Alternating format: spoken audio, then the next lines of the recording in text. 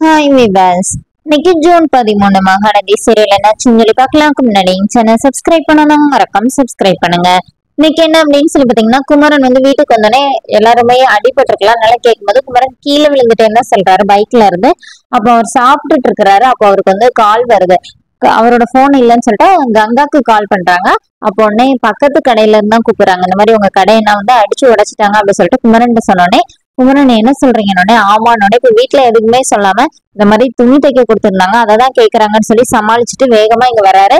கடையெல்லாம் ஃபுல்லா இது பண்ணி போட்டிருக்காங்க. அவருக்கு என்ன பண்றதுனே தெரியல. அப்படியே வாசல்ல உட்காந்துடுறாரு. பக்கத்துல இருக்கிறவங்க வந்து கேக்குறாங்க, இந்த மாதிரி எந்த பிரச்சனையாப்பா, 4-5 பேர் வந்தாங்க, அடிச்சாங்க, கேட்டதுக்கு அவனுக்கே குமரனுக்கே தெரியும் சொல்லிட்டு போனாங்கன்னா, இப்ப பசுபதி தான் செஞ்சிருப்பாருன்னு சொல்லிட்டு குமரன் அப்படியே யோசிச்சு பார்த்துட்டே உட்கார்ந்து இருக்கிறாரு. அதுக்குள்ள நிவின் வந்தோடனே, இந்த பசுபதியை சும்மாவே விடக்கூடாதுனே, அவன் தான் இதெல்லாம் பண்ணிருப்பான், நம்ம அதெல்லாம் பார்த்து பயப்படக்கூடாது அப்படின்னோடனே, என்னப்பா எதுவும் பிரச்சனையா அப்படின்னு பக்கத்துல இருந்து கேக்குறாங்க.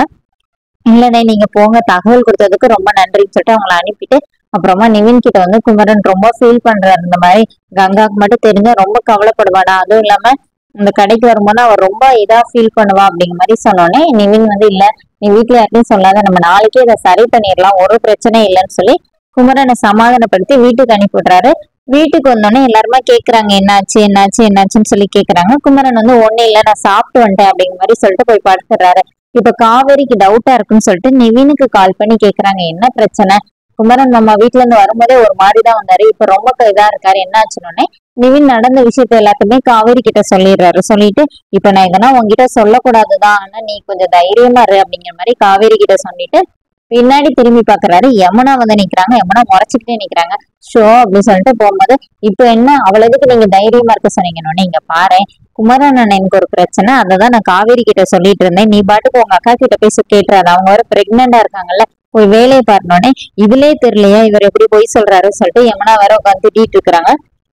இங்க என்ன ஆகுது அப்படின்னு சொல்லி பாத்தீங்கன்னா, அடுத்த நாள் காலையில குமரனும் நிவினும் போய் கடையை போய் பார்த்துட்டு நிவின் சொல்றாரு, கவலைப்படாதனே, இப்ப கார்பெண்டர் வந்துருவாரு, எல்லாம் சரி பண்ணிடுவாரு சொல்லிட்டு 2 பேருமா கடையில நிக்கும் போது விஜய் வந்து மாஸ்க் போட்டுட்டு அந்த வழியா அப்படியே வர்றாரு. வந்து குமரன் கடை முன்னாடி நின்று கடையை அப்படியே பாக்குறாரு. அப்படி மாஸ்க் கலட்டுறாரு. அதோட என்னோட எபிசோட் ரன் பண்ணிட்டாங்க. தேங்க்யூ.